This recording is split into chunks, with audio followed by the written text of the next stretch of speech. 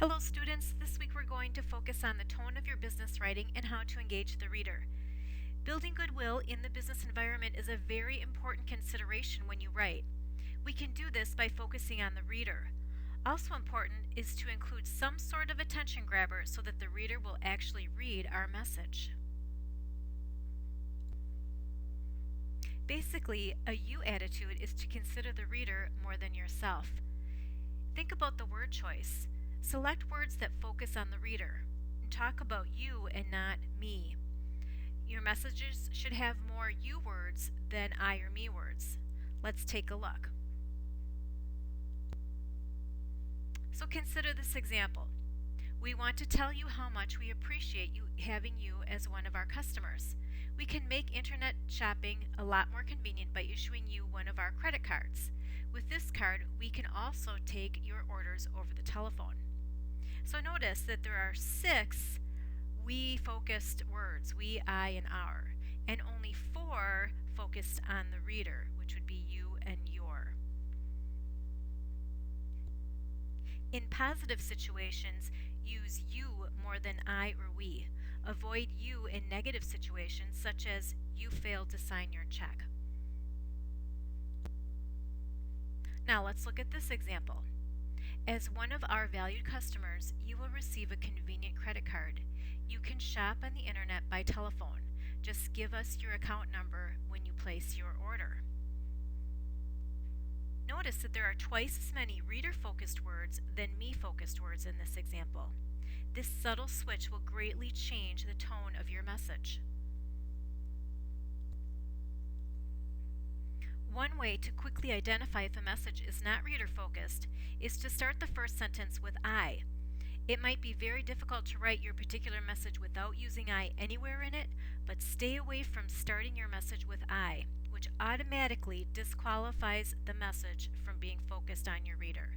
If you do this on an assignment, I will definitely point this out to you. So here's an example. Instead of saying, I would like to thank you, just say, thank you. So in a lot of this, it might just be simplifying your words. I would like to invite you. Instead of that, say, you are invited.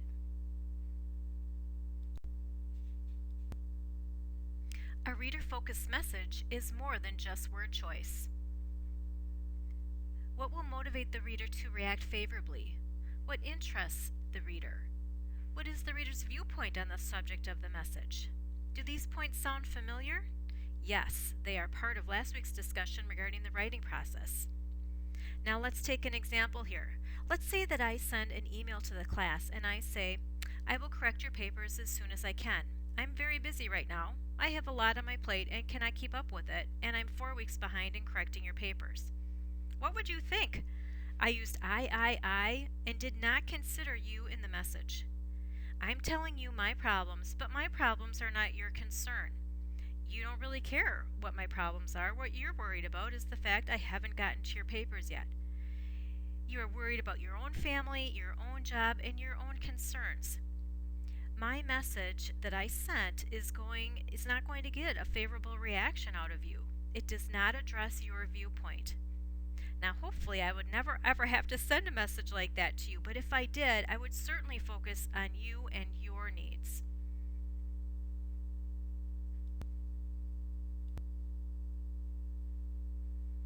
It is okay to empathize with the reader.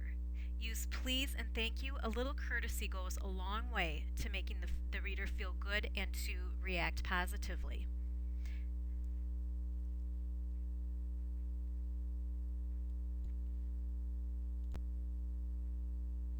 Avoid negative words and phrases. Look over these words and phrases that I have on this slide. They're all very, very negative. These would definitely turn the reader off if you use these words or phrases in a message.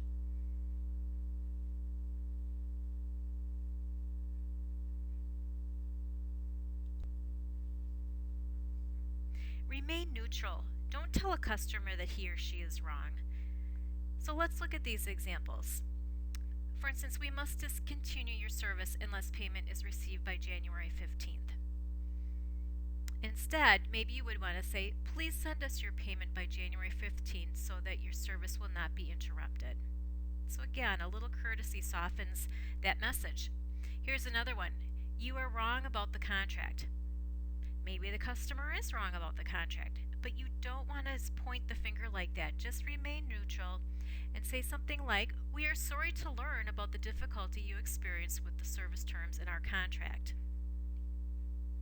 Don't point fingers, just state the facts and keep the positive relationships.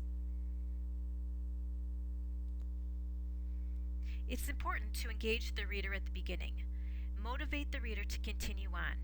The format should include appropriate white space, proper business formatting. Maybe it includes an interesting graphic or a chart. Good ways to start your message, the actual written message, might be to begin with a question. You might want to begin with a short, interesting, related type of a story. Or maybe begin with an interesting fact or statistic. Whatever you do, make it something that will motivate the reader to continue. Let's consider the first paragraph here. This letter is to inform you of a sale we are going to have on July 31st. The sale will be at our place of business. The sale will be from 9 a.m. to 5 p.m. The sale will be on office supplies. The first paragraph is very boring, and incidentally, you never want to use "this letter is to inform you." These are short, choppy, uninteresting sentences. Use a variety of words and sentence length. Let's look at that second paragraph here. Do you want to save 30% on office supplies? Stock up now. On Wednesday, January 31st from 9 a.m. to 5 p.m., Miller's Office Supply is having a sale on office supplies for valued customers just like you. Who doesn't want to save 30% on office supplies? And the message conveys enthusiasm. It's definitely you focused, and the customer goes away feeling nothing but importance.